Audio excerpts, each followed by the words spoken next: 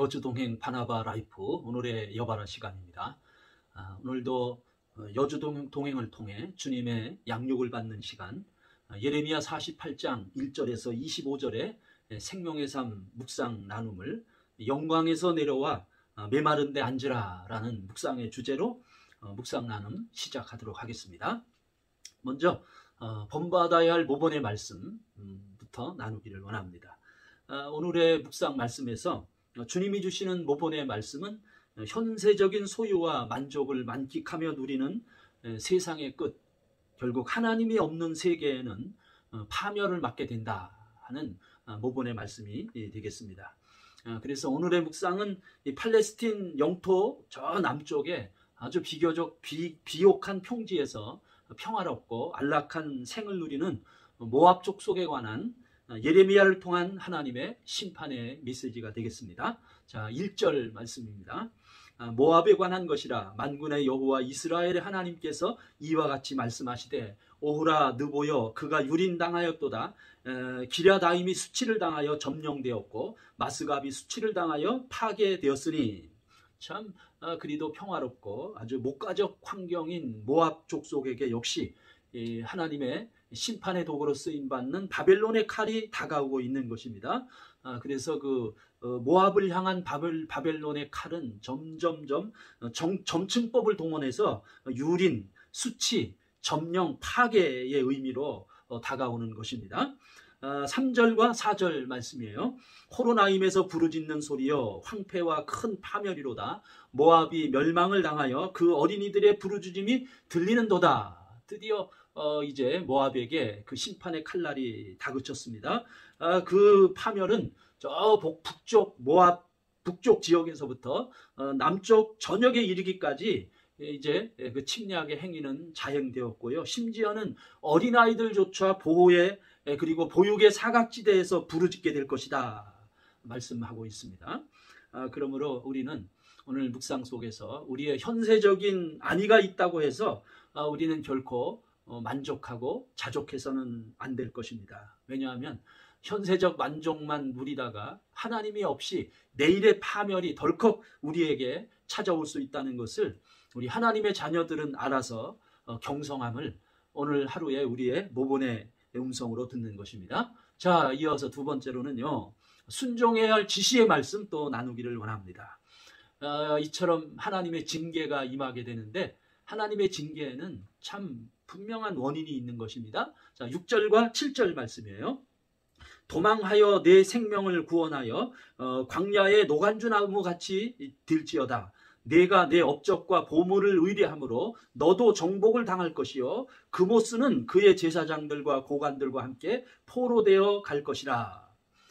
이곳 그들이 이처럼 엄청난 이제 시련을 당하는데요. 그래서 모압 평지의 광활한 토지와 성읍은 결국 바벨론의 칼에 정복을 당해서 그 모압 사람들은 메마른 광야로 숨어 들어갔습니다. 그래서 그렇게 광야로 숨어 들어간 그들을 묘사하기를 광야의 덤불, 노간주 나무 같이 되었다라고 이제 비유하고 있고요. 그리고 그들이 이같이 하나님의 징계를 받은 큰 원인이 두 가지인데요. 첫 번째로는 그들 자신이 업적과 보물을 의뢰하는 태만과 교만함 때문이라고 말씀을 하고 있어요. 그래서 그들은 그동안에 자기 자신이 쌓아온 업적과 소유를 의지하고 있습니다. 그런데 우리가 알아야 할 것은요, 업적이라고 하는 것은 어제의 나입니다. 어제의 나에 내가 앉아서 군림하고 교만한 것이 그것이 업적을 의지하는 거예요. 오늘 이 말씀을 묵상하며 주님이 저에게도 그렇게 말씀을 하셔요. 오늘의 공급받는 은혜와 능력으로 살아라. 어제의 업적으로 살지 말아라. 라는 또 주님의 음성을 듣습니다. 그리고 또 이제 모압의 심판을 받는 두 번째 원인은 바로 그모스 우상 숭배 때문입니다. 바로 모압의 우상 숭배, 그 그모스로 인한 것인데 모압의 우상인 그모스는 전쟁의 신입니다. 그래서 그들은 자신들의 목적 성취를 위해서 그모스 우상에게 심지어는 자기 자녀들을 인신제물로 제사하는 아주 극악한 행동을 보여주고 있는 것입니다. 자, 그러므로 이제 세 번째 회개해야 할 말씀 또 함께 나누기를 원합니다. 11절과 12절 말씀이에요. 모압은 젊은 시절부터 평안하고 포로도 되지 아니하였으므로 마치 술이 그 찢기 위에 있고 이 그릇에서 저 그릇으로 옮기지 않은 같아서 그 맛이 남아있고 냄새가 변하지 아니하였도다. 그러므로 여호와께서 말씀하시니라. 날이 이르리니 내가 술을 옮겨 담는 사람을 보낼 것이라. 그들이 기울여서 그 그릇을 비게 하고 그 병들을 부수리니. 참 이 모압은요, 요즘으로 말하면 금수저들입니다. 모압은 젊은 시절부터 출세 가도를 달렸어요. 그들은 환경적으로 드넓은 평지에서 평안을 누렸고요. 그리고 다른 이민족의 탄압으로 포로가 된 적도 없었습니다. 특별히 오늘 묵상에서 예레미야 선지자는 이 모압을 아주 잘 숙성되어 오랫동안 저장되어 온 최고급 포도주에 비유하고 있습니다. 이 최고급 포도주는 상류 사회의 문화를 상징하죠. 오래 묵은 포도주, 이름만으로도 유명 가치를 인정받는 모습을 우리가 보는데 바로 모압이 그런 것이에요. 참 그런데 현실적으로 그렇지 않습니까? 현실적으로 이 현실적인 성공이 오늘날 우리가 사는 가치관이죠. 누구나가 현실의 메이저리거가 되기를 꿈꾸고 있습니다. 그러나 우리가 오늘 묵상 속에서 주님의 음성을 듣습니다. 항구적인 풍요는 존재하지 않는다는 거예요. 풍요가 우리의 생명을 보장하지 않는다는 것입니다. 그런 모압에게 마치 포도주를 병에서 쏟아내어 옮기는 때가 있듯이 바벨론의 침략이 덜컥 하나님의 심판의 때가 덜컥 풍요로운 그들의 코앞에 다가오게 된 거예요. 자, 13절과 14절입니다.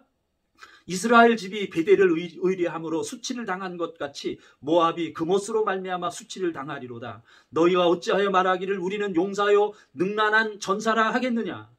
모압은 전쟁의 신 그못을 예배했습니다. 그러나 그못을 예배를 했지만은 결국 그들은 넘어지고 쓰러져 버립니다. 패배한 용사로 전락되어 버린 거예요. 우리는 이것을 마음에 담아야 합니다. 하나님이 없는 현실적 성공과 명성은 순간 하나님의 주권의 숨결에 날려버리는 낙엽과 같은 것입니다. 그러므로 주님의 음성을 듣습니다. 겸손하라.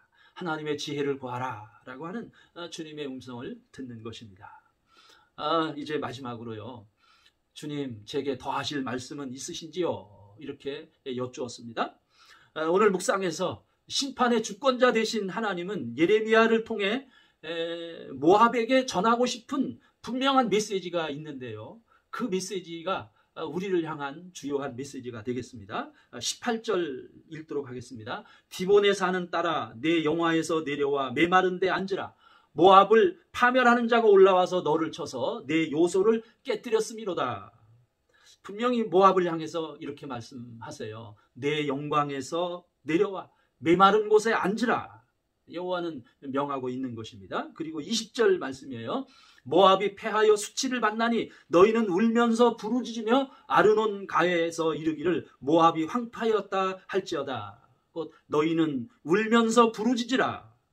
오늘 여호와께서 모압에게 영광에서 내려와 메마른 곳에 앉으라 라는 말씀과 너희는 울면서 부르짖으라 라는 이 말씀은 오늘 나를 향한, 오늘 우리를 향한, 우리 시대의 우리 한국교회를 향한 하나님의 간절한 음성으로 들려옵니다. 그동안 우리가 더 높은 곳으로 영광과 환호를 누르는 자리에 오리려고 우리가 노력해 오지 않았습니까? 근데 그리하지 말라는 것입니다. 그리하지 말고 더 영광의 자리에 오리려고 노력하지 말고 오히려 낮은 곳으로 메마른 곳으로 내려가기를 노력하라. 그리고 하나님께 울면서 부르짖기를 간구하라 라고 하는 이 중요한 하나님의 음성을 듣습니다. 여주동행 바나바 라이프 오늘도 내일도 계속됩니다. 사랑하고 축복합니다.